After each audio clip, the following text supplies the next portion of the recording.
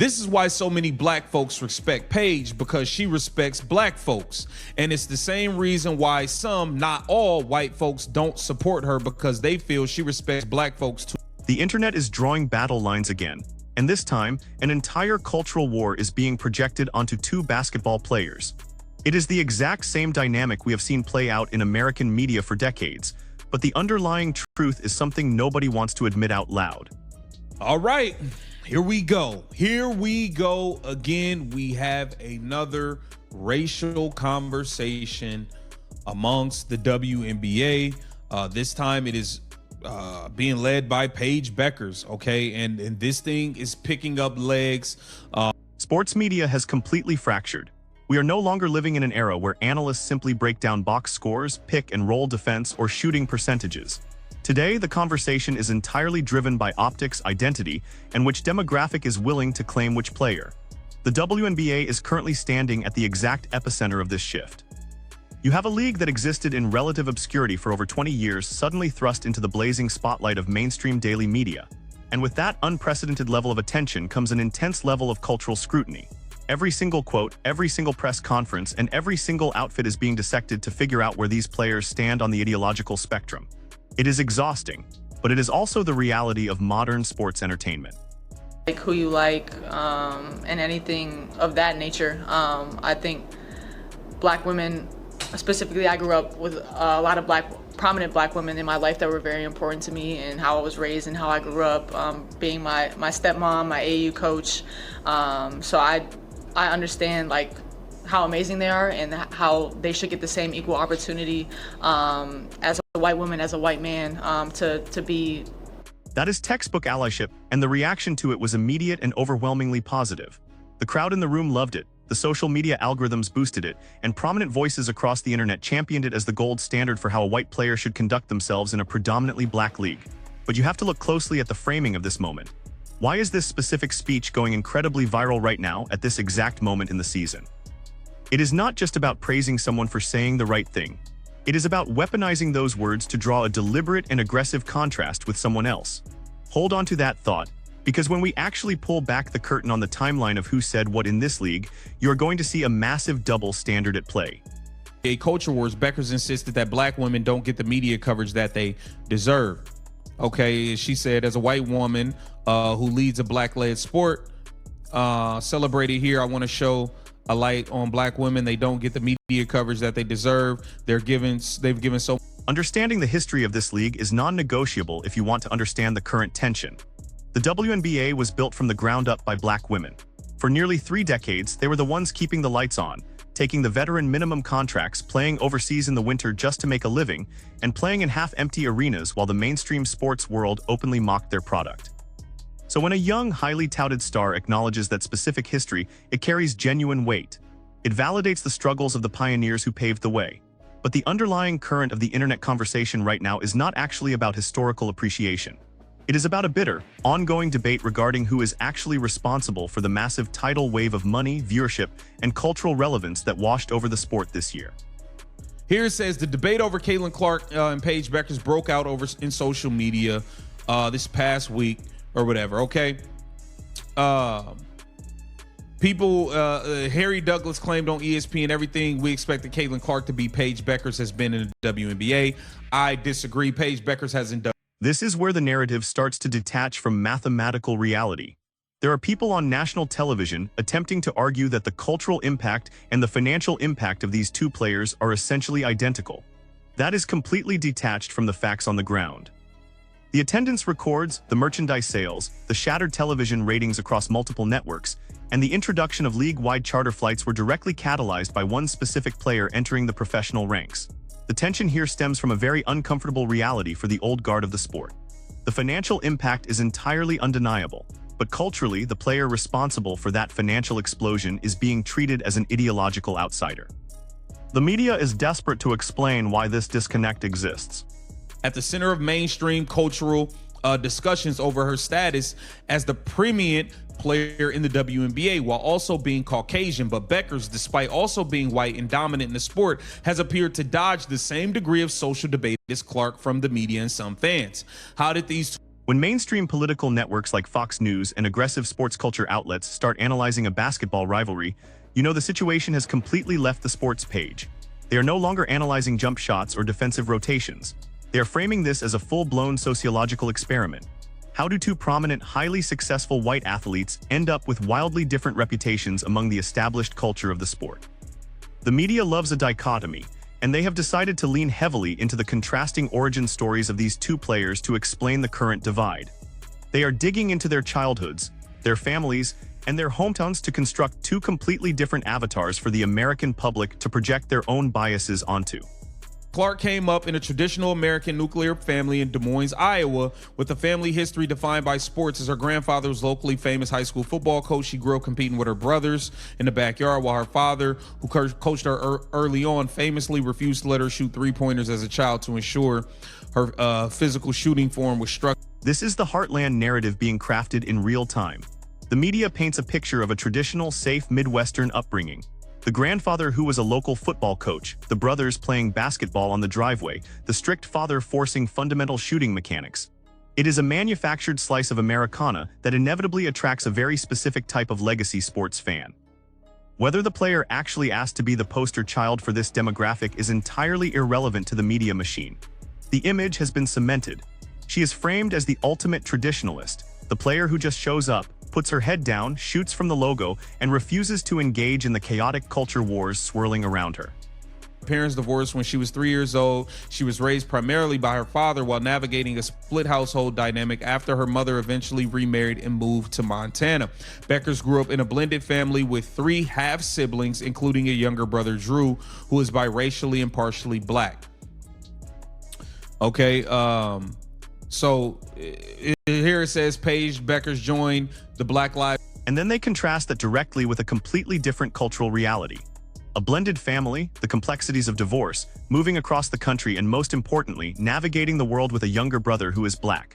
The sports media apparatus is taking these personal biographical details and using them to explain why one player is deeply embraced by the urban and progressive culture of the league, while the other is kept at arm's length.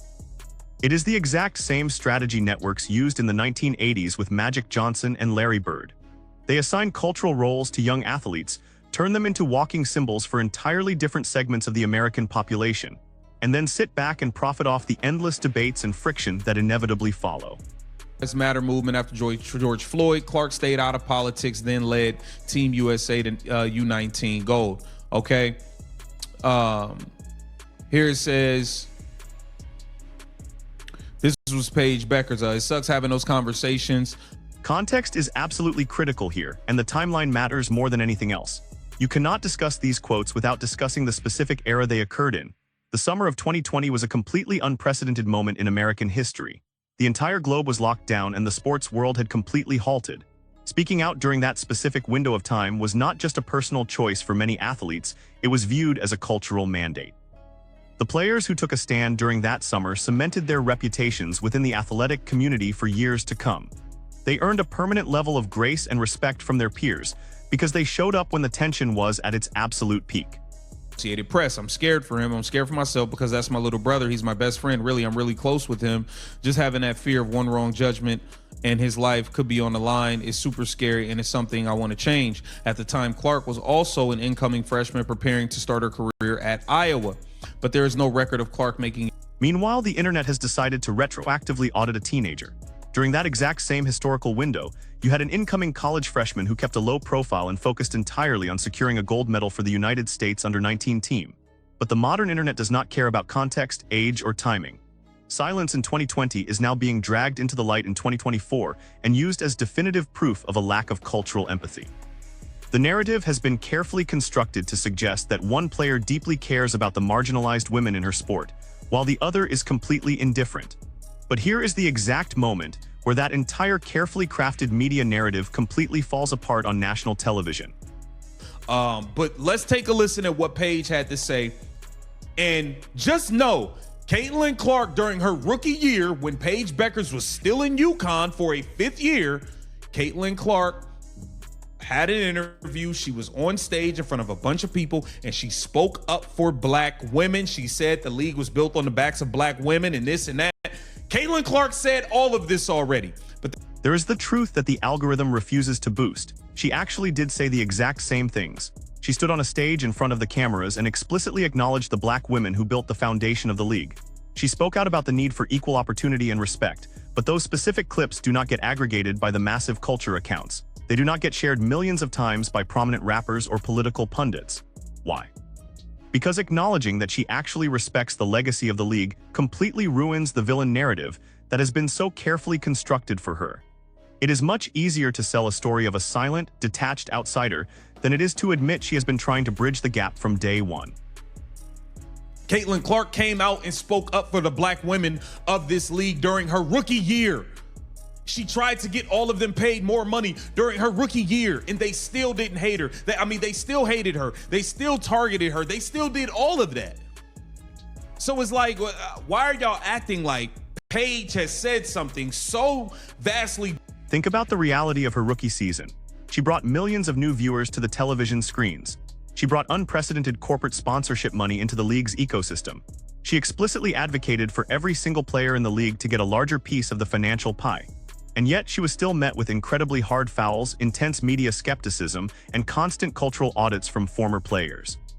The internet acts as if she has never spoken a word in defense of her peers, when the reality is that her advocacy is just systematically ignored because she does not fit the preferred ideological mold. And that leads us to the most taboo subject in this entire conversation, the one that no mainstream television analyst is willing to touch.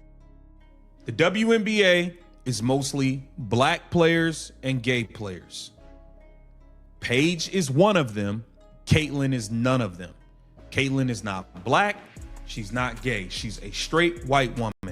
Paige is a gay white woman. This is the core dynamic that actually governs the locker rooms and the legacy fan base of the league. The WNBA has a deeply entrenched, historically marginalized culture. A significant majority of the players belong to specific communities that have had to fight tooth and nail for basic respect and visibility. If an athlete is openly part of the LGBTQ community, they inherently possess a built-in bridge to the established culture of the league. They share a common ground of lived experience. A straight white player from the Midwest is viewed as the ultimate outsider on multiple different fronts. She does not fit the traditional WNBA archetype, and therefore every single thing she does is viewed through a lens of profound suspicion. And this intense scrutiny is not just limited to the players on the court. It bleeds directly into the leadership of the league as well. Conversation about the lack of black coaches in the black women coaches in the WNBA. There is none. There's no black female coaches in the WNBA right now. I believe the most recent one was Noel. The conversation surrounding the lack of black female head coaches in the professional ranks is a massive, incredibly serious structural issue. You have a league where the vast majority of the talent pool is black, yet the leadership positions do not reflect that demographic reality. It is a valid criticism that requires real institutional change. However, when the league is transitioning from a niche operation into a billion-dollar corporate entity, the optics of how you present yourself as a leader become intensely magnified. The corporate sponsors pouring millions into this new era are watching everything, and they demand a very specific, highly polished corporate presentation from the people running the franchises. News article. That you are gangster. Mm-hmm. Would you describe yourself as gangster? Sure would. Straight up. Optics matter in professional sports, and they matter even more when you are fighting for institutional respect. When you are pushing back against unfair stereotypes and demanding a seat at the head coaching table, handing your critics a bizarre, unprofessional soundbite like that is a strategic disaster. You will never see a head coach in the NBA or the NFL stand at a podium in front of the media and casually adopt that kind of persona. The WNBA is entering a massive new financial stratosphere, which means the casual, deeply informal podium moments of the past are going to be heavily scrutinized by a completely new audience that expects corporate professionalism. Look, whoever's best for the job, get the damn job. You know, would I like to see black women get an opportunity? Of course. Black men, of course. Whoever is best fit for the job, that's who should be getting the job. It shouldn't be about what their race is, in my opinion. I don't care if you are black and you are not best qualified for the job, then you don't get it. Like I just feel like whoever's best for the job, get the damn job. The ultimate goal for any professional sports league should always be a pure, unfiltered meritocracy. The most qualified candidate should get the job, the best players should get the starting minutes, and the athletes who generate the most revenue should reap the highest rewards. But we do not live in a vacuum, and sports have never existed in a vacuum. Identity politics, media bias, personal backgrounds, and cultural allegiances are always going to influence the conversation, especially in a league that has been fighting for basic cultural survival for nearly 30 years. The tension we are seeing right now is simply the growing pains of a league colliding with mainstream American media. It's never going to be enough for some of these people, and I'm just to the point where I think Caitlin Clark should leave it alone. I don't really think Caitlin Clark should even entertain this anymore. But there's definitely a huge difference in how Paige Bueckers is being treated versus Caitlin Clark, and I think a lot of it has to do with Caitlin Clark being straight and white. And you got black people acting as if Paige Bueckers just said something that Caitlin Clark hasn't already said. The reality is that the goalpost will always be moved. If she speaks out, it will be labeled as performative or insufficient. If she remains silent, she will be accused of being complicit or indifferent. There is no winning the public relations battle when the media has already decided on your role in their cultural narrative. The only thing left to do is tune out the noise, step onto the court, and let the historical numbers speak for themselves. The legacy of this era will not be decided by viral internet clips or morning debate shows. It will be decided by who actually elevated the game when the lights were the brightest. So look at the media manipulation, look at the completely ignored quotes, and look at the cultural double standard. Is this really about protecting the history of the league, or is it just about making sure the wrong person does not get the credit? Drop your take in the comments below, hit that subscribe button, and make sure you turn on notifications so you never miss a breakdown.